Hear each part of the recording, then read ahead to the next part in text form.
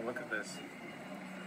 You're in London, you're on a business trip, you're staying in Greenwich, and you want to buy some food.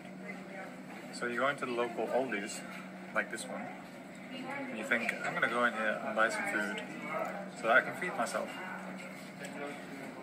And then you approach the barrier, and look,